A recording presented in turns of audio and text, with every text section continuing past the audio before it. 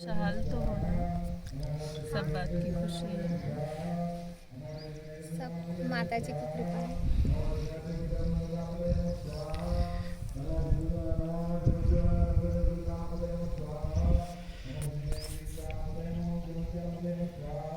यहाँ आने के बाद फिर कुछ कहने की ज़रूरत नहीं पड़ती है। ये डर ऐसा डर है, आपत सुमग्ना स्मरणम तुरीयम, करोमि दुर्गे करोमि नर्मदे करुणार्णवेश। तो माँ की ऐसी कृपा है। तन्नतच्छतुत्तमं भावयथा सुधा त्रसार्ता जननी स्मरन्ति। और जगदम्बा मैया की जय। समस्त देवी देवताओं की जय। देव दनुज नर नाग मुनि प्रेत पितर गंधर्व, देव दनुज नर नाग मुनि प्रेत पितर गंधर्व, बंदौ किन्नर रजनी चरि कृपा करब अब सर्व। श्री राम मैं सब जग जानी, करहु प्रणाम जोर चुपाई। तो माँ तो माँ ही होती है, कहने की ज़रूरत नहीं, आना ही बहुत है। इस दर पे तेरा शीश झुकाना ही बहुत है। आना है आराह में कुछ देर नहीं है, भगवान के घर देर है अंधेर नहीं है। बताइए तुझसे न जो सुलझे, तुझसे न जो सुलझे, तेरे उलझे हुए धंधे, भगवान के इंसाफ पे सब छोड़ दे बंदे। मिलता है जहाँ न्याय वो दरबार वही है, मिलता है जहाँ न्याय वो दरबार वही है, और संसार की सबसे बड़ी सरकार वही है। तो माँ के पास पहुँच करके, अपने सद्गुरुदेव इष्ट देव माता पिता के पास पहुँच करके फिर कुछ कहने की ज़रूरत शेष नहीं बचती है। कहते हैं जो दर्द कहने में आ जाए वो दर्द कैसा, जो असली दर्द होता है वो शब्दों से परे होता है, वहाँ शब्दों की सीमा समाप्त नहीं हो जाती होती, शब्द मिलेगा ही नहीं कि आप व्यक्त कर सकें। जैसे गूंगा व्यक्ति हो, उससे स्वाद पूछो वो नहीं बता पाएगा।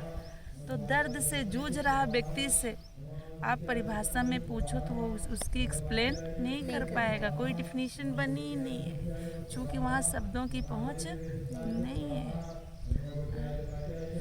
तो बताया गया कि जो माँ की शरण है, अपने इष्ट देव की शरण है, तो माँ क्या एक हृदय है, वात्सल्य से, करुणा से, ममता से भरा हुआ एक हृदय है। तो वही वात्सल्य अपने भगवान को माँ की तरह प्रभु रखवाली करते हैं। और यहाँ तो हम लोग साक्षात माँ के ही चरणों में बैठे हुए हैं, माँ के ही चरणों में बैठे हुए हैं। तो बताया गया आपत सुमग्ना स्मरणम तो दिया, हे माँ मैं महान दुख और महाविपत्ति में फंसा हुआ हूँ, महान दुख और महान विपत्ति में फंसा हूँ। घर को छोड़ सकता हूँ, वन को छोड़ सकता हूँ, सारी ऐश्वर्य संपत्ति संतति को छोड़ करके कहीं दूर जा सकता हूँ, गुमनाम हो सकता हूँ, पर वहाँ जाने पर भी जो असली विपत्ति है वो मेरा पीछा छोड़ने वाली नहीं है। तो उससे मैं कैसे छूटूं, उसका कोई रास्ता मुझे दिखाई नहीं पड़ रहा है। और जो जीवन है वो भी अल्पकालिक है।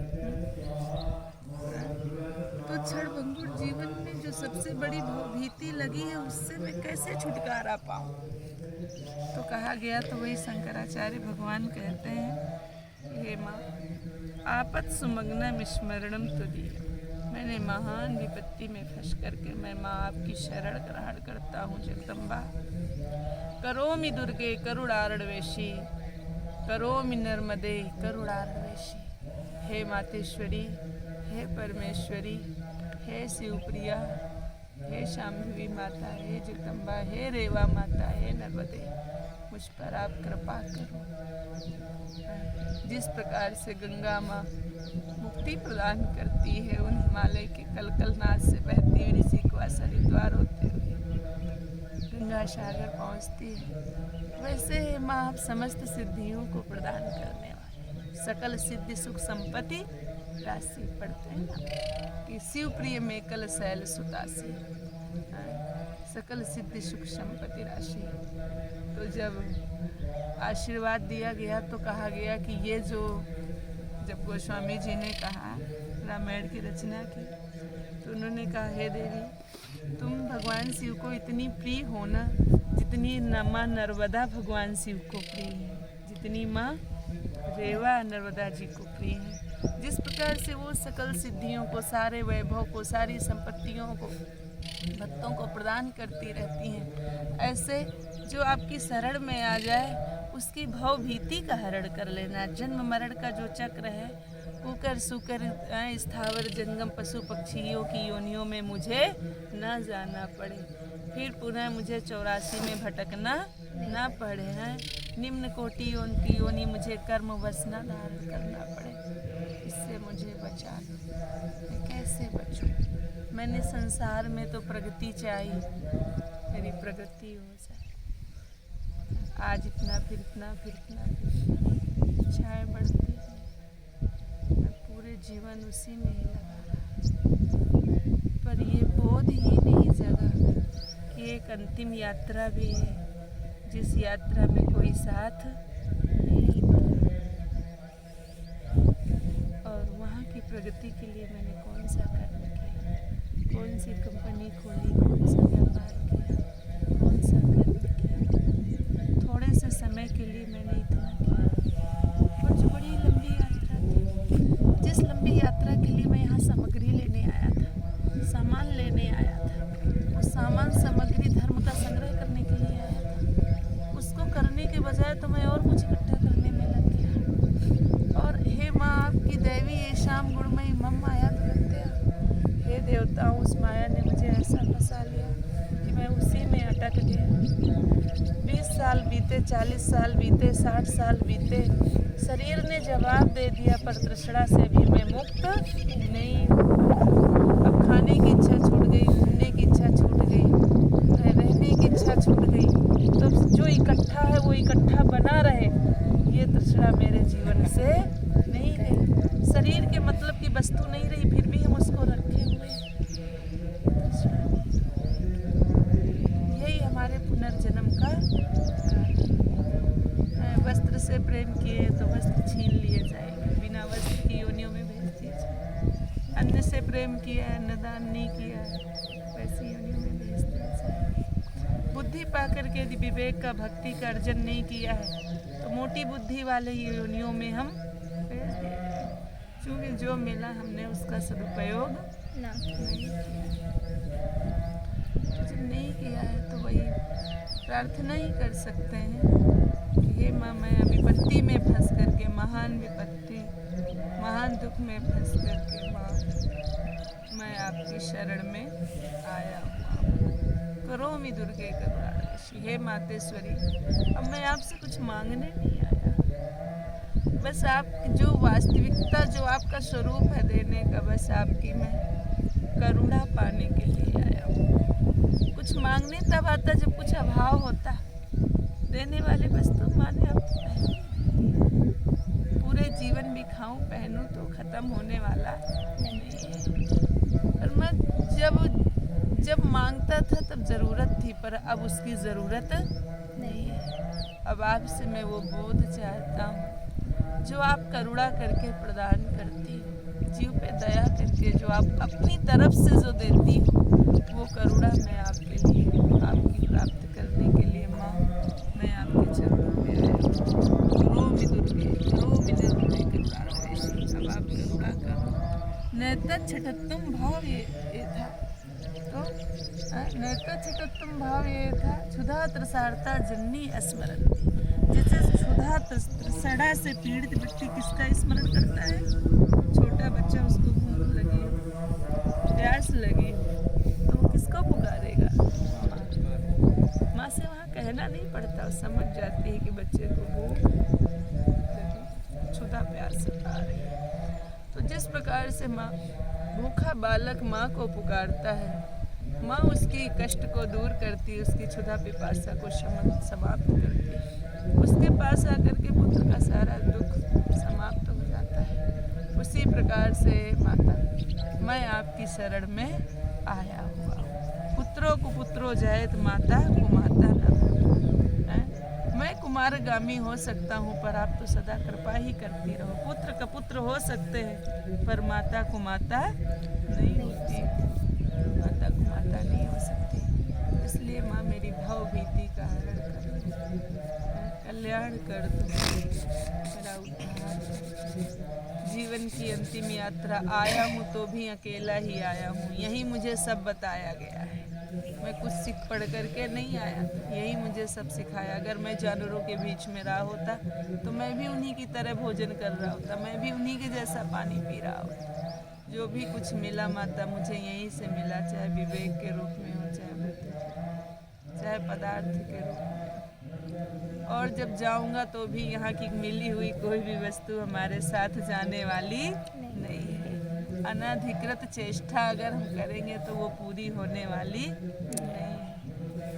तो जो मिली हुई वस्तु साथ जा भी नहीं सकती। शरीर भी यहीं से मिला, शरीर से जुड़ा हुआ सारा संसार यही रह जाना है। तो बस माता मेरा मार्गदर्शन करो, मुझे समस्त भयों से मुक्त रखो। जिस प्रकार से भूख प्यास से पीड़ित बालक माँ को पुकारता है, उसी प्रकार से मैं पीड़ित होकर के, मैं तृष्णा रूपी प्यास से पीड़ित होकर के आपकी शरण में आया हुआ हूँ। जीवन बीत गया पर तृष्णा समाप्त नहीं हुई। ये वासना क्या है? गांठ है। क्या है? गांठ है। और जहाँ गांठ होती है वहाँ उतना रस नहीं होता, वो खोलने में बड़ी कठिनाई। चाहे हृदय की गांठ हो, चाहे कपड़े की गांठ हो, चाहे किसी भी चीज़ की गांठ हो, खोलने में बहुत कठिनाई। तो बोले कैसे खुलती? बोले वासना एक गांठ जैसी, वो प्रभु प्रेम से खुलती है।